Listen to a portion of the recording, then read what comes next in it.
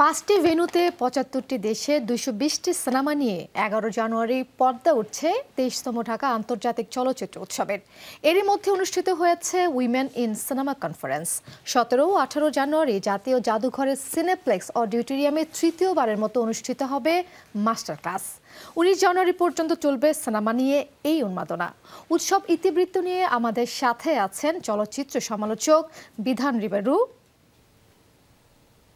এবং আমাদের মাঝে আরও একজন রয়েছেন চলচ্চিত্র সমালোচক সাদিয়া খালিদ রীতি। এবং দুজনকেই স্বাগত স্যান্ডেলিনা শোভস টুনাইটে। কেমন আছেন? ভালো। দাদা কেমন আছেন? ভালো। আপু কেমন আছেন? ভালো। আচ্ছা দাদা, শুরুতে জানতে চাই উৎসব কেমন চলছে? উৎসব প্রতিবারের মতোই এবারও ভালো চলছে, কারণ বাংলাদেশের প্রেক্ষাপটে যদি বলি, ঢাকা আন্তর্জাতিক চলচ্চিত্র উৎসব ৩৩ বছর ধরে হচ্ছে এবং এবার ২৩তম আসর। কাজী আসরের নাম্বার থেকেও বোঝা যায় যে এটা আসলে একটা দীর্ঘ তার যাত্রাপথ রয়েছে। এই দীর্ঘ যাত্রাপথে বহু মানুষ, অজস্র মানুষ এটার সাথে যুক্ত হয়েছেন। এখন যারা প্রতিষ্ঠিত নির্মাতা বা অন্যান্য ক্ষেত্রে যারা প্রতিষ্ঠিত, তাদের বাল্যকাল, কৈশোর এবং যৌবনকাল তারা এই উৎসবের সাথে যুক্ত ছিল। যে আমি মনে করি যে ভবিষ্যতের যারা চলচ্চিত্র নির্মাতা, ভবিষ্যতের যারা সফল মানুষ, তারাও এখনকার এই যে ২৩তম আসরে আসছেন এবং চলচ্চিত্র দেখছেন। চমৎকার। রীতি আপু কি বলবেন, কেমন চলছে এবারের আসর, মানে উৎসব? বরাবরের মতোই যেটা ভাই বললেন। আমরা আসলে বাংলাদেশের সিনেমার জন্য একটু মানে দর্শকের আগ্রহটা বেশি পাই। আমরা আশা করবো যে এরপরে ইন্টারন্যাশনাল সিনেমাতেও সেরকম আগ্রহটা থাকবে। আর ডে টাইমে একটু কম থাকে rather than evening, because working ডেতে যেটা হয় এটা খুবই স্বাভাবিক। আমি আশা করবো আমাদের সিনেমার স্টুডেন্টরা আরও বেশি করে আসবে, বিকজ এখানে আসলে আপনার সিনেমা দেখে যে চোখটা মানে হওয়া বা আপনার সিনেমা পাঠ করার যে বিষয়টা বা সবার সাথে পরিচিত হওয়ার যে বিষয়টা, সেই জিনিসটা আসলে ক্রিয়েট করার খুব ভালো একটা অপরচুনিটি থাকে এখানে। এটা কারোর মিস করা উচিত হবে না। আচ্ছা দাদা, আমরা যে এবারের উৎসবকে আসলে আন্তর্জাতিক উৎসব হিসেবে বলছি, আসলে একটা আন্তর্জাতিক চলচ্চিত্র উৎসব যে মানের হয়ে থাকে, আসলে কি আমাদের উৎসবটি সেই মানের হয়েছে কিংবা হচ্ছে কি মনে হয় আপনার? আন্তর্জাতিক বলছি না, এটা আন্তর্জাতিকই আসলে।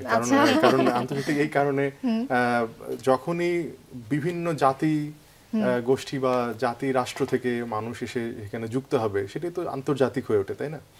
এখানে ৭৫টি দেশ থেকে চলচ্চিত্র এবং প্রতিনিধিরা এসছেন। যদিও এবার কিছু কম প্রতিনিধি এসছেন, কিন্তু যদি গড়ে পর্তায় বলি তাহলে প্রতি বছর ১৯০ থেকে ১০০ জন প্রতিনিধি বিভিন্ন দেশ থেকে আসেন, বা ৭০-৮০টি দেশ থেকে আসেন। এবং শুধু আসেন না, তারা এসে এখানে নানা ধরনের যে তাদের সক্রিয়তা সেটা থাকে। যেমন উমেন ইন সিনেমা কনফারেন্স হয় ২ দিন ব্যাপী। সেখানে দেশ বিদেশের অনেক যারা এক্সপার্ট রয়েছেন, যারা তারা নারীদের যে ভূমিকা চলচ্চিত্রে এবং অবদান, সেগুলো নিয়ে কথা বলেন এবং চ্যালেঞ্জ নিয়ে কথা বলেন। পাশাপাশি মাস্টার ক্লাস, আপনারা জানেন গতবার মাজিদ এসেছিলেন, তিনি খুব বিশ্ববিখ্যাত ফিল্ম ডিরেক্টর। অঞ্জন দত্ত এসেছিলেন। কাজে এইবার যেমন অনেকেই এসছেন আমাদের এখানে, যেমন ঝ্যাং ইউদি বলে এক চীনা ফিল্ম ডিরেক্টর এবং রাইটার, উনি এসছেন, উনি কথা বলবেন ফিল্ম ডিরেকশন নিয়ে। আবার ধরুন ডিস্ট্রিবিউটর, নরওয়ের একজন এসছেন অগি হফার্ড, উনি কথা বলবেন চলচ্চিত্রের ডিস্ট্রিবিউশন নিয়ে। আবার ধরুন ড্র্যাগন মিলিনকোভিচ, উনি এসছেন, উনি কথা বলবেন যে ফিল্ম স্কুলে কি করে আসলে ফিল্মকে ডিল করা হয়। তো রাশেদ জামান আমাদের বাংলাদেশের সিনেমাটোগ্রাফার, উনি কথা বলবেন। কাজে এটা এই আন্তর্জাতিকতা কিভাবে হয় দেখেন, 4টা দেশের মানুষ কিন্তু কথা বলবেন, সক্রিয়তা আছে। আবার যেই ছবিগুলো দেখানো হচ্ছে সেই ছবিগুলোর যারা কলাকুশলী তারা যুক্ত হচ্ছেন। তো ঢাকা ইন্টারন্যাশনাল ফিল্ম ফেস্টিভ্যাল এমন একটি ফেস্টিভ্যাল, এটার আন্তর্জাতিকতা এমন মাত্রায় পৌঁছেছে, আপনি পৃথিবীর যে কোনো দেশে যে কোনো উৎসবে গিয়ে ডিফের নাম বলবেন, তারা এটাকে রেকগনাইজ করে এবং তারা চেনে। এবং শুধু তাই নয়, ইফক্যাব বলে একটি সংগঠন আছে, international film critics association of Bangladesh. সেই ইফক্যাবের হয়ে এটি কাজ করে এবং একসাথে কাজ করে, এবং ইফক্যাব এবং ডিভ খুবই ঘনিষ্ঠভাবে কাজ করে, যে কারণে এটার আন্তর্জাতিক পর্যায়েও এর এক ধরনের গ্রহণযোগ্যতা আছে এবং পরিচিতি আছে, এবং মানুষ ভালোবাসে এখানে আসার জন্য। চমৎকার। তার মানে বোঝাই যাচ্ছে এটা আসলেই আন্তর্জাতিক একটা উৎসব পরিণত হয়েছে। আপনি যেমনটি বলছিলেন যে রিকগনাইজের যে ব্যাপারটা আসলে আন্তর্জাতিক মহলে চিনে। দাদা যেমনটি বলছিলেন যে আসলে নারীদের অবদান সিনেমা নিয়ে উইমেন ইন কনফারেন্স, এই বিষয়ে একটু জানতে চাই কেমন ছিল রীতি? আচ্ছা, উইমেন ইন সিনেমা কনফারেন্স এবার চলছে 11তম আসর। প্রতিবারই 2 দিন যে কনফারেন্সটা হয় এখানে আমাদের যত ডেলিগেটস আসে বাইরের থেকে তারা সবাই আসলে পুরোটা সময় থাকেন, আমাদের আলোচনাটা শুনেন এবং সেখানে তাদের বক্তব্য দেন। এবং আমার কাছে মনে হয় যে এখানে খুব ইম্পর্টেন্ট কিছু ইস্যুস উঠে আসে। সো এটা এবারও বরাবরের মতোই হয়েছে।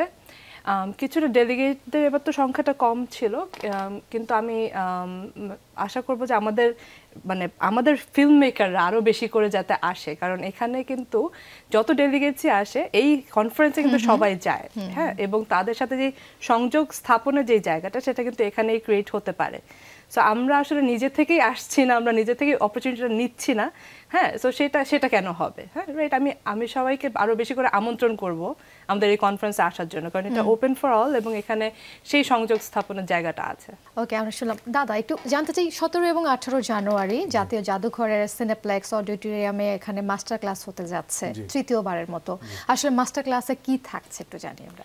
আচ্ছা, মাস্টার ক্লাস মানে হচ্ছে একজন স্বক্ষেত্রে প্রতিষ্ঠিত মানুষ যিনি তার অভিজ্ঞতার ঝুলি আসলে খুলে ধরেন, মেলে ধরেন আগতদের সামনে। এখন আগত কারা হয়? আগতদের মধ্যে শিক্ষার্থী থাকেন, শিক্ষার্থী ছাড়াও থাকেন আপনার যারা পেশাদারিত্বের সাথে কাজ করছেন এই ইন্ডাস্ট্রিতে, তারা থাকেন, তো আরও অনেকে, এবং সবচেয়ে বড় কথা চলচ্চিত্র প্রেমীরা থাকেন, যে চলচ্চিত্র নিয়ে যারা ভাবেন, ভালোবাসেন, তারাও এই মাস্টার ক্লাসে উপস্থিত থাকেন। এখানে যে নানা ধরনের মানুষ এখানে উপস্থিত হন, একটা সূত্রেই তারা গাথা, সেটা হচ্ছে যারা চলচ্চিত্রকে নানা দিক থেকে, ভঙ্গি থেকে তারা বুঝতে চেষ্টা করেন এবং পাঠ করতে চান। তো সেই জায়গা থেকে মাস্টার ক্লাস সারা পৃথিবীতেই যেই ফরম্যাটে হয় সেটা হচ্ছে যে একজন মডারেট করেন এবং মাস্টার ক্লাসে যিনি মূল বক্তা উনি কথা বলেন এবং তার অভিজ্ঞতাটা তুলে ধরেন। পাশাপাশি এমনও হতে পারে যে তিনি তার বিভিন্ন যে শিক্ষণীয় যে জায়গাগুলো তার অভিযাত্রার মধ্যে সংযুক্ত হয়েছে, তার অভিজ্ঞতার ঝুলিতে যুক্ত হয়েছে, সেগুলো তিনি ভাগাভাগি করে নেন। তো এইবারও একই রকম ব্যাপার হবে, তবে আমি মনে করি এবার দুটো ক্লাস খুবই গুরুত্বপূর্ণ আমার ব্যক্তিগত জায়গা থেকে। সেটা হচ্ছে যে আপনারা জানেন যে রাশেদ জামান আমাদের বাংলাদেশের খুব ভালো সিনেমাটোগ্রাফার, উনি আরও অনেকেই রয়েছেন, এই ব্যাপারে সন্দেহ নেই, কিন্তু রাশেদ জামান যেভাবে কাজ করে এসছেন দীর্ঘদিন ধরে, তিনি সিনেমাটোগ্রাফি নিয়ে তার জার্নির কথাটা বলবেন। শুধু তাই নয়, তার যে লার্নিং হয়েছে এই জার্নির মধ্যে দিয়ে সেটা তিনি শেয়ার করবেন। পাশাপাশি অগি হোফার্ট, উনি নরওয়ের ফিল্ম ডিস্ট্রিবিউটর, কাজেই আপনারা জানেন যে চলচ্চিত্রের বাস্তুতন্ত্র, ইংরেজিতে যদি বলি যে ফিল্ম ইকোলজি, সেই ইকোসিস্টেমের মধ্যে কিন্তু শুধুমাত্র ফিল্ম বানালেই হয় না, ফিল্ম বানানোর পর তার আরও অনেকগুলো ধাপ থাকে, তার মার্কেটিং, তার ডিস্ট্রিবিউশন। এটা নিয়ে কিন্তু বাংলাদেশে বিশেষ করে চলচ্চিত্র নির্মাতারা একেবারেই ওয়াকিবহাল নয়। তারা একটা মনে করেন যে চলচ্চিত্র বানানো হয়ে গেছে, এবার সব কাজ শেষ। কিন্তু আসলে আমার মনে হয় যে কাজটা শেষ হয় একেবারে দর্শকের কাজ পর্যন্ত যখন যাবে তখন, এবং এর প্রতিক্রিয়া পাওয়া পর্যন্ত, মানে এই চলচ্চিত্রের জার্নিটা চলতেই থাকে, একটা দায়িত্বের মধ্যে পড়ে। কাজে আমার মনে হয় যে এই অগি হোফার্টের যে মাস্টার ক্লাস এটা অনেক গুরুত্বপূর্ণ, কারণ ওই সম্পর্কে ও যেহেতু দীর্ঘদিন কাজ করছে, প্রায় 79 সাল থেকে কাজ করছে এবং খুবই বর্ষিয়ান একজন মানুষ এই ব্যাপারে, তো তার অভিজ্ঞতা আমার মনে হয় যে খুবই কাজে দেবে। এবং ঝ্যাং ইউদি, উনিও চীনা ফিল্ম মেকার এবং রাইটার, উনিও এই দীর্ঘদিন ধরে আসলে চীনা ফিল্ম ইন্ডাস্ট্রিতে কাজ করছেন। আপনারা জানেন যে চীন খুব ভালো অনেক ছবি তৈরি করছে ইদানিং সময়, এবং তাদের আরও দীর্ঘ একটা ইতিহাসও রয়েছে। তো সব মিলিয়ে আমার মনে হয় যে, এবং ড্রাগন মিলিনকোভিচের কথা না বললেই নয়, এই ভদ্রলোক সার্বিয়ার, এবং উনি ফিল্ম মেকার শুধু নয়, উনি চলচ্চিত্র শিক্ষকও বটে। ওনার অনেকগুলো খুব বিখ্যাত মাস্টার ক্লাস উনি বিভিন্ন দেশে নিয়েছেন, কেমন। তো আমার মনে হয় যে কুস্তুরিকার উপর উনি বিশেষ মাস্টার ক্লাস করেছেন আগে, কিন্তু এবার আমাদের উনি মাস্টার ক্লাস করবেন ফিল্মস ইন স্কুল, অর্থাৎ চলচ্চিত্রকে পাঠ করার ক্ষেত্রে বিদ্যায়তনিক জায়গায় কি করে চলচ্চিত্রকে পাঠ করা যায় সেই বিষয়গুলো নিয়ে উনি আলাপ করবেন। কাজে সব মিলিয়ে আমার কাছে মনে হয় গতবারের তুলনায় এইবারের মাস্টার ক্লাস কোনো অংশেই কম নয়। তবে একটাই বলার থাকবে আপনাদের মাধ্যমে, 17 এবং 18 তারিখ, 17 তারিখ 4টা থেকে শুরু হবে, উৎসব প্রাঙ্গণে গিয়ে রেজিস্ট্রেশনটা করতে হবে। এবার আমরা অনলাইনে রাখিনি, কারণ সেটা অনেক মানুষ রেজিস্ট্রেশন করে, মাস্টার ক্লাসে কি যে কেউ পার্টিসিপেট করতে পারবে, কিন্তু নিবন্ধনটা করতে হবে প্রাঙ্গণে গিয়ে, উৎসব প্রাঙ্গণে গিয়ে, কারণ অনেক মানুষ অনলাইনে করে কিন্তু শেষ পর্যন্ত আর এসে উপস্থিত হন না। তখন আমরা আসলে এটা দ্বিধার মধ্যে পড়ি, আসলে অংশগ্রহণ করবেন কি করবেন না।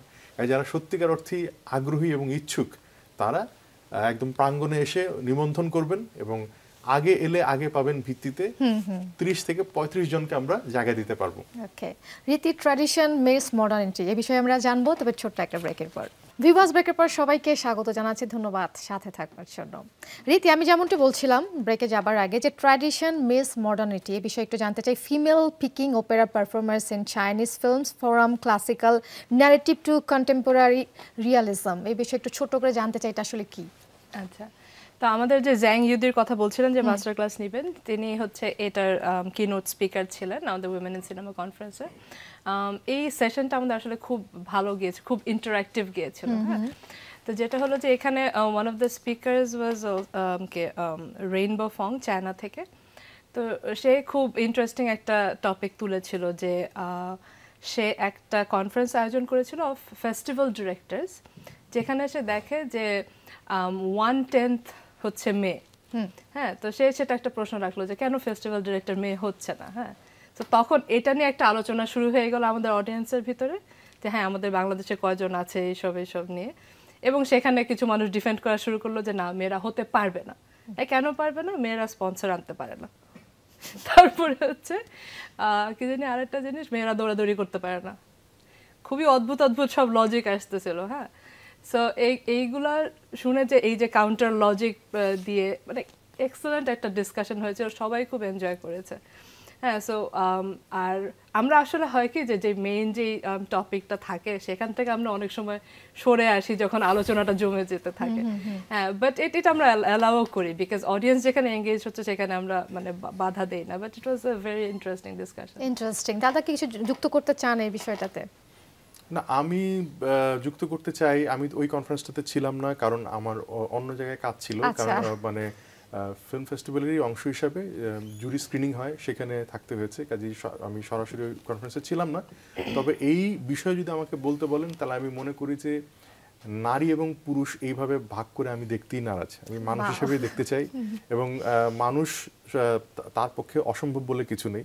এখানে আসলে আমি মনে করি দুটো পার্সপেক্টিভ যুক্ত হয়, মাত্র দুটো দৃষ্টিভঙ্গি যুক্ত হয়। একজন পুরুষ যখন একটি চলচ্চিত্র নির্মাণ করেন বা একটা ফেস্টিভ্যাল ডিজাইন করেন, তিনি তার মতো করে করেন, একজন নারী করলে তার মতো করে করবেন। মানে এইখানে আমি আসলে ওই ডিসক্রিমিনেশনের মধ্যে যেতে চাই না। মানুষ দুজনই মানুষ, কাজে দুজনেরই অপার সম্ভাবনা এবং ক্ষমতার জায়গা রয়েছে। আই উইশ বাকিরা এভাবে দেখতো। আচ্ছা দাদা, আপনি তো চলচ্চিত্রের সমালোচক। হ্যাঁ, চলচ্চিত্রের সমালোচক আসলে কেন হলেন একটু পেছনের কারণ জানতে চাই আমরা ছোট্ট করে। আচ্ছা, আপনাকে এর আগে বলি, ব্যর্থ কবিরা প্রাবন্ধিক হয়। আচ্ছা, ঠিক আছে।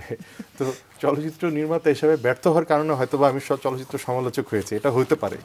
কিন্তু না, আসলে এটা আমি এমনি বললাম মজা করে। কিন্তু ঘটনাটা হচ্ছে যে চলচ্চিত্রের সাথে সংশ্লিষ্টতা বা চলচ্চিত্র দেখতে ভালো লাগার জায়গা থেকে তো যুক্ত হওয়া এবং চলচ্চিত্র স্কুলে ভর্তি হওয়া, পড়া। কিন্তু আমার ছোটবেলা থেকে আমি লেখালেখি আসলে আমার অনেক মানে মূল আকর্ষণের জায়গা এবং আমার লিখতে ভালো লাগে। এবং আমার প্রথম দুটি বই কবিতার বই। হ্যাঁ, তারপরের বইটা হচ্ছে প্রবন্ধের বই, সেটি চলচ্চিত্রের। কাজেই যেহেতু আমি যে ফিল্ম ইকোসিস্টেমের কথা বলছিলাম, তো ফিল্ম ইকোসিস্টেমের মধ্যে হয় কি যে সবাই না ফিল্ম বানালে তো সমস্যা। সবাই যদি ফিল্ম বানাতে চায় তাহলে সিনেমাটোগ্রাফার কে হবে, এডিটর কে হবে, লাইট ডিজাইনার কে হবে, সমালোচক কে হবে। কাজে আমি মনে করি এটা খুবই গুরুত্বপূর্ণ একটা জায়গা যেখানে ফিল্ম মেকার এবং ফিল্ম যারা দেখবেন, দর্শক, অডিয়েন্স, তাদের মধ্যে একটা সেতু বন্ধনের কাজ করে এই ফিল্ম ক্রিটিকরা। কারণ অনেক সময় দেখবেন ফিল্ম রিডিংয়ের ক্ষেত্রে যারা দর্শক তারা কিন্তু অনেক কিছুই মিস করে যান, বোঝেন না। তো এই জায়গাটা কিন্তু ফিল্ম ক্রিটিকরা খুব গুরুত্বের সাথে করে এবং তাদের এক ধরনের আন্ডারস্ট্যান্ডিং ডেভেলপ করার জন্য, অর্থাৎ মিডিয়া লিটারেসি বা ফিল্ম লিটারেসির কথা যদি বলি, এটা কিন্তু ফিল্ম ক্রিটিকরাই করে দেন। কাজেই এটা খুবই গুরুত্বপূর্ণ এবং এটা একটা যেমন দিক, আরেকটা হচ্ছে আমি এই কাজটা খুবই এনজয় করি, সেই কারণে আমি আসলে ফিল্ম ক্রিটিক। আচ্ছা, রীতিকে একই প্রশ্ন করতে চাই, আসলে কেন সেক্টরে এসেছেন? আমি ওই একই উত্তর দিতে চাই। একই উত্তর দিতে চাই। আপনি কিন্তু আমি অ্যাকচুয়ালি একই উত্তর দিয়েছিও আগে, সেটা হচ্ছে যে স্পেশালাইজেশনের যে ব্যাপারটা। তো যেহেতু ছোটবেলা থেকে লেখালেখি করতাম, সো সেহেতু আমি আসলে স্ক্রিন রাইটিং এ পড়াশোনা করি, এবং বাংলাদেশে আসার পর যেটা দেখলাম, এই 2000 টাকা দিয়ে একটা এপিসোড লিখে আমার চলবে না। তো তখন আমি ফিল্ম ক্রিটিসিজমের দিকে যাই, যেটাতে আমি অ্যাকচুয়ালি একটা প্রফেশনাল একটা জায়গা কিছুটা হলেও আছে, খুব একটা নাই, কিছুটা হলেও আছে। সো ওইদিকে যাই, এবং সেই জায়গাটা আমাকে আসলে অনেক ওয়েলকাম করে। হ্যাঁ, আমাকে একটার পর একটা আসলে আমার দিকে অপরচুনিটিস থ্রো করতে থাকে যে না, তুমি অ্যাকচুয়ালি ভালো করছো এখানে। সো ওখান থেকে আমি একটা সাহস পাই এবং সেই দিকে আগাই। আর বিধান ভাই যেটা বলছিল যে চলচ্চিত্র বুঝিয়ে দেওয়ার যে একটা জিনিস, হ্যাঁ, তো এইটা আমি যত মানুষের সমালোচনা পড়েছি, মানে বেশিরভাগটা পড়ে আমি অনেক হতাশ হয়েছি আসলে। হ্যাঁ, যে ঠিক বুঝিয়ে দেওয়ার না, গিলিয়ে দেওয়ার একটা টেন্ডেন্সি ছিল, যে আমি এটা মনে করি সো এটাই ঠিক। হ্যাঁ, সো এই অ্যাগ্রেশনটা আমার মধ্যে নাই। আমার কাছে মনে হয় যে সেই ডিফারেন্ট টাইপ অফ ফিল্ম ক্রিটিকেরও দরকার আছে পৃথিবীতে, যাতে করে একটা ব্যালেন্স হয়। হ্যাঁ, যে আমি আসলে যেভাবে করে ফিল্ম ক্রিটিসিজমটা করতে চাই সেটা অনেকটা ডিফারেন্ট, যেটা আমরা এখন পর্যন্ত ট্র্যাডিশনালি দেখে এসেছি। এবং আমি আশা করি এরপরে আমি আপনাদেরকে আরো নতুন কোনো টাইপের ফিল্ম ক্রিটিসিজম দেখাতে পারবো খুবই তাড়াতাড়ি। ফিল্ম ক্রিটিক্স হিসেবে তো যদি বলি, বাংলাদেশের গণ্ডি পেরিয়ে আন্তর্জাতিক মহলেও আপনাকে ইনভাইট করা হয়, বিষয়টা আসলে কেমন লাগে, কেমন এনজয় করেন? খুবই এনজয় করি বাংলাদেশি হিসেবে। হ্যাঁ, অবশ্যই অবশ্যই, বিকজ আপনার মানে বাইরে যেই সম্মানটা দেয়, হ্যাঁ, সেটা মানে খুবই মানে অদ্ভুত লেভেলের সম্মানটা দেয়। যেমন আপনার খুবই রিসেন্টলি যে তেহরান থেকে আসলাম, মানে কিরকম, মানে আমি মানে বলে বোঝাতে পারবো না তারা মানে কি পরিমাণ খাতির করছিল। আমরা বুঝতেই পারি সব জায়গায়। রাইট। তো বিধানদা, বিশ্ব মঞ্চে বাংলাদেশের সিনেমা এখন কোন অবস্থানে আছে একটু যদি জানি আমরা, কি মনে হয়? আমার থেকে আপনারা মিডিয়া চালান, আপনারা ভালো জানেন, তবে আমি আমার পার্সপেক্টিভটা বলি। আপনি তো দাদা ক্রিটিক্স, আমরা জানবো। বলি সেটা হচ্ছে যে একটু শুরু থেকে আসি, মানে একটু আগে থেকে। সেটা হচ্ছে যে ফিল্ম ক্রিটিসিজমের পার্টটা কি, যে ধরুন ফিল্ম ক্রিটিকরা কিন্তু তাদের মতো করে তারা বলেন, এবং হয় কি যে তাদের যে দৃষ্টিভঙ্গি সেটা কনভিন্সিং হলে তখন দর্শক বা পাঠক সেটা গ্রহণ করেন, আর কনভিন্সিং না হলে সেটা গ্রহণ করেন না। হ্যাঁ, এটা একটা ব্যাপার। তো সেটা করতে গিয়ে ফিল্ম ক্রিটিকরা যেটা কাজ করেন বেসিক্যালি, সেটা হচ্ছে যে ন্যাশনাল ফিল্মকে তারা এক ধরনের প্রমোট করার চেষ্টা করেন। এটা সব দেশেই হয় আসলে। হ্যাঁ, ধরুন আমার দেশের একটা ছবি, আমি যখন ছবিটা নিয়ে লিখতে যাব, বা আমার দেশের অনেকগুলো ছবি নিয়ে যখন লিখতে যাব, তখন আমি একটু পজিটিভলি দেশকে ব্র্যান্ডিং করা যায় এরকম করেই তো লিখবো বাইরের দেশে, রাইট? তো সেই জায়গা থেকে আমি যেহেতু বাইরে কয়েকটা ফেস্টিভ্যালে যাওয়ার সুযোগ হয়েছে, এবং কিছু মানুষ বন্ধু বান্ধব আছে, যেহেতু বাইরের বিষয়টা আসছে, আপনি কিন্তু সম্প্রতি যাচ্ছেন বার্লিন ফিল্ম ফেস্টিভ্যালে জুরি হিসেবে, বিষয়ে যদি একটু বলেন। জি, এটা আসছি, মানে আমি বলতে চাচ্ছি কি যে সেই সব জায়গা থেকে দেখা যায় যে বাংলাদেশে চলচ্চিত্র কোনো মানে আমাদের ইনকনসিস্টেন্সি আছে, মানে হঠাৎ হঠাৎ আমরা ভালো কাজ করে ফেলি, কিন্তু নিয়মিতভাবে ভালো কাজ করার না, মানে একটা নিয়মিত যে বর্তনী, সেই বর্তনীর মধ্যে কিন্তু আমরা এখনো পড়িনি আসলে। এটা আমাদের জন্য একটু দুর্ভাগ্যজনক, কিন্তু আমি মনে করি যে যদি ঠিকঠাকভাবে চর্চা যে হচ্ছে সেটাকে যদি নিয়মিত জল পানি দেয়া যায় প্রতিদিন, এবং পরিচর্যা করা যায়, তাহলে কিন্তু আমাদের দেশ থেকে নিয়মিতভাবে, এই যে ধরুন হঠাৎ করে কানে গেল, তারপর 10 বছর নাই, আবার হঠাৎ করে বুসানে গেল, আবার 5 বছর নাই, মানে এই জিনিসটা হবে না। তখন হবে কি যে প্রতি বছরই আপনি দেখবেন 2-3টি ছবি বিভিন্ন জায়গায় যাচ্ছে এবং আলোচিত হচ্ছে, এবং আন্তর্জাতিক সমালোচক মহল বলেন বা আন্তর্জাতিক মহল বলেন, তারা কিন্তু আমাদেরকে রেকগনাইজ করা শুরু করবে। কাজেই ফিল্ম একটা, আমি মনে করি যে কালচারাল ডিপ্লোমেসির একটা অনেক বড় জায়গা, এটা একটা সফট পাওয়ার। এই যে এটাকে সফট পাওয়ার হিসেবে যদি আমি রেকগনাইজ করি, তাহলে আমার ছবি নিয়মিতভাবে এই সাফল্য পেতে থাকবে। বর্তমানের কথা যদি বলেন, বর্তমানে বাংলাদেশের ছবি ওই একটা অনিয়মিত সাফল্যের মধ্যে আছে, হঠাৎ হঠাৎ জ্বলে ওঠে, তারপর হঠাৎ হঠাৎ হারিয়ে যায়। তো এইটাকে নিয়মিত করতে হলে নীতি নির্ধারণী পর্যায়ে যারা আছেন তাদেরকে সর্বোচ্চ গুরুত্বটা এই চলচ্চিত্রকে দিতে হবে। আচ্ছা, জুরি হিসেবে যাচ্ছেন বার্লিন ফিল্ম ফেস্টিভ্যালে, একটু জানতে চাই। এইটা ফিপ্রিসি জুরি হিসেবে যাচ্ছি বার্লিন ফিল্ম ফেস্টিভ্যালে। ওদের অনেকগুলো শাখা থাকে, যেমন প্যানোরামা, পার্সপেক্টিভস, ফোরাম, এই ধরনের মেইন কম্পিটিশন। তবে আমি যাচ্ছি হলো পার্সপেক্টিভস বলে যে একটা শাখা রয়েছে, সেখানে নতুন ফিল্ম মেকারদের ছবি স্থান দেওয়া হয় এবং যারা নিরীক্ষাধর্মী ডেবু ফিল্ম আর কি যাদের, তো ওদের কাজগুলো দেখার সুযোগ হবে। আমার জন্য এই বিষয়টি খুবই মানে আমি উত্তেজিত এই কারণ হচ্ছে যে নতুনদের কাজ দেখার মধ্যে একটা আনন্দ আছে কিন্তু, কারণ এর মধ্যে দিয়ে আপনি বুঝতে পারবেন যে আগামী দিনের পৃথিবী, আগামী দিনের চলচ্চিত্র আসলে কোন দিকে যাচ্ছে। তো সেই একটা অভিমুখ এটা নির্ধারণ করা যায় এবং আমি সেই জন্য আমি খুবই আনন্দিত যে আমি এসব ছবি দেখতে পাবো। আমরা অনেক আনন্দিত, আমরা অনেক বিষয়ে জানবো। সময় হচ্ছে আরো একটা ব্রেকে যাওয়ার। ভিভাস ব্রেকের পর সবাইকে আরো একবার ওয়েলকাম করছি, ধন্যবাদ সাথে থাকবার জন্য। রীতি আপু, বিদেশে অনেক উৎসবে অনেক সিনেমা প্রদর্শিত হচ্ছে, প্রশংসিত হচ্ছে, কিন্তু এই সিনেমাগুলো আমাদের দেশে আসলে সেভাবে প্রশংসিত হচ্ছে না, সেই জায়গাটা নিতে পারছে না। এর কারণটা আসলে কি বলে মনে হয়? বাংলাদেশে যে সিনেমাগুলো বাইরে প্রদর্শিত হচ্ছে, জি আচ্ছা এখানে আসলে আপনার মানে দর্শকের যেই কি বলবো রুচি বলেন, চাহিদা বলেন, সেটার একটা ব্যাপার আছে, যেটা আমরা যে বাইরে যে সিনেমাগুলো প্রশংসিত হচ্ছে সেটা কিন্তু একটা গ্লোবাল অডিয়েন্সের কথা চিন্তা করে করা হচ্ছে, এবং সেই ওয়ার্ল্ড ফিল্ম দেখার চর্চাটা আমাদের এখানে নাই। সো এটার জন্য আসলে আমাদের এখানে ওভাবে করে প্রশংসিত হচ্ছে না। আর আপনি যদি ম্যাসের কথা চিন্তা করেন, আমাদের এখন মানে জীবনে এত ধরনের মানে কি বলবো স্ট্রাগল, যে একটা যে মানে সময় নিয়ে বসে একটা সিনেমাকে আমরা অ্যাপ্রিসিয়েট করবো, ওই জিনিসটা আপনি ম্যাসের কাছ থেকে এখন এক্সপেক্টই করতে পারেন না। তো এটা একটু সময় লাগবে আমাদের আসলে ওই পর্যন্ত যেতে। মানে জীবনে এত ধরনের ঝামেলা নিয়ে আমরা আসলে এক্সপেক্ট করতে পারি না যে তারা খুব একটা সেরিব্রাল একটা সিনেমার ভিতরে ঢুকতে পারবে। সো এটা একটু সময় লাগবে, সময় দেন।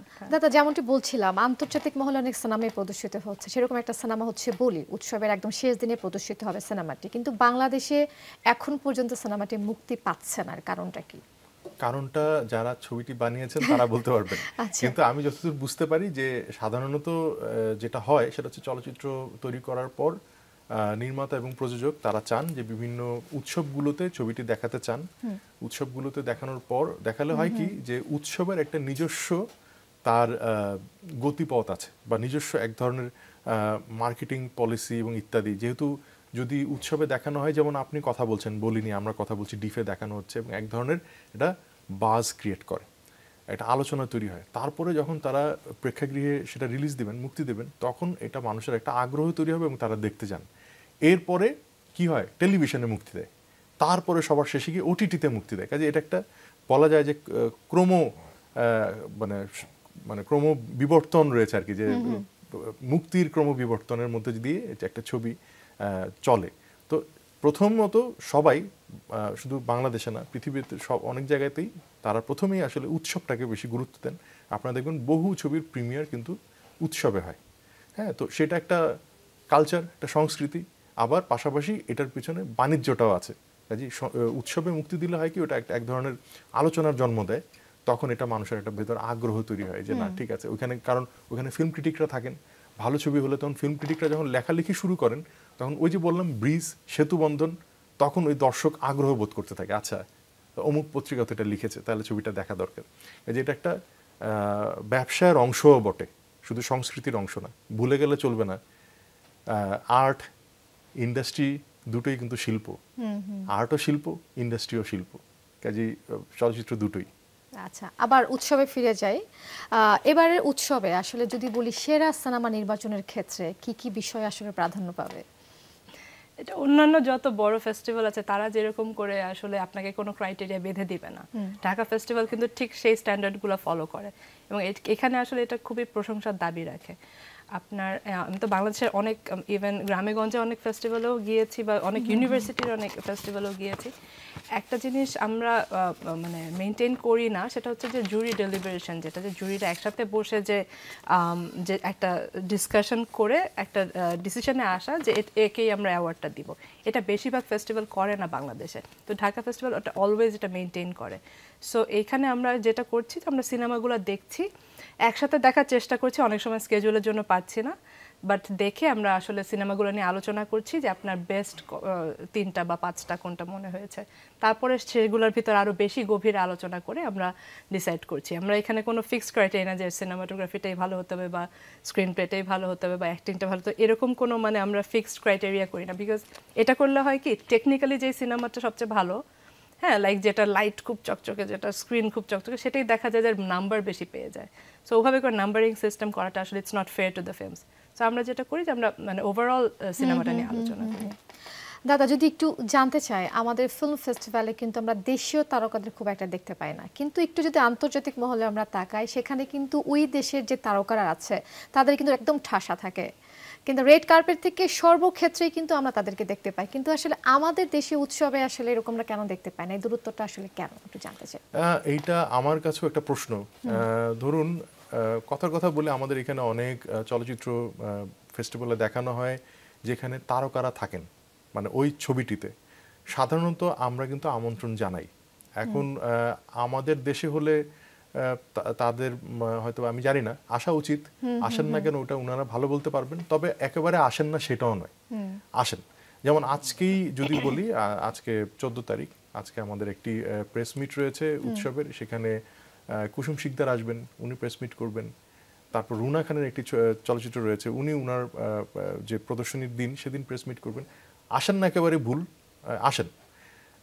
তবে যারা আসেন না তাদেরকে আমি বলবো যে আসুন, আপনারা এলে আপনার ছবিটির জন্য সেটি যেরকম একটা প্রচারণা হয়, দর্শক আগ্রহ পায় এবং আপনাকে আরো ভালোবাসবে আসলে মানুষ।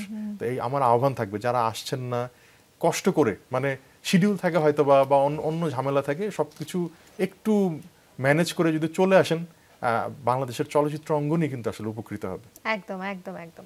তো রীতি, আমাদের আসলে দেশীয় চলচ্চিত্র যদি বলে যে উৎসবগুলো হচ্ছে, রেড কার্পেটটা আসলে কেমন?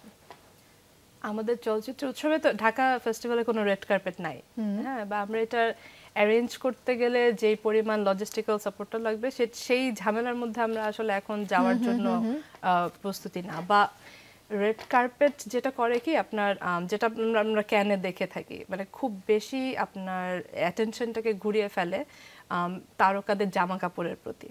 এবং আপনি দেখবেন যে কেন কিন্তু খুব আলোচনা হয়, ঐশ্বরিয়া এবার কি পরলো, দেখতে র্যাপিং পেপারের মতো লাগছে, হ্যাঁ, এটা নিয়ে কিন্তু আলোচনা হচ্ছে। হ্যাঁ, কিন্তু ইন্ডিয়া থেকে যে মেকআপ গেটআপ সবকিছু নিয়ে কথা, ইন্ডিয়া থেকে যে এতগুলো সিনেমা গেল সেটা নিয়ে কিন্তু ওরা বেশি আলোচনা করছে না। ওরা ওর মেকআপ বা ও এখন মোটা হয়ে গিয়েছে, এটা হচ্ছে তখন এই হয়ে যাচ্ছে, আলোচনার বিষয় হয়ে যাচ্ছে। সো রেড কার্পেট কিন্তু এই জিনিসটা করে দেখে অনেক বড় ফেস্টিভ্যালও কিন্তু রেড কার্পেট রাখেই না, টোটালি রাখে না। আমরা এখনো পর্যন্ত রাখিনি, আমাদের কি সেটা ইন্টেনশন আছে কিনা সেটা আমরা এখনো কনফার্ম করতে পারছি না। বাট দ্য থিং ইজ যে তারকারা যখন আসেন, এই যে যেমন ভাইয়া বললো যে প্রেস মিট করে তাদেরকে একটা হাইলাইট করার যে ব্যাপারটা আছে, বা তাদের যদি সিনেমা থাকে তাহলে তাদেরকে নিয়ে একটা প্রেজেন্টেশন হয় স্টেজে, সো এইভাবে করে আমরা বিভিন্নভাবে তাদেরকে পাচ্ছি। দাদা, সমাপনী আয়োজনে কি থাকছে এবার?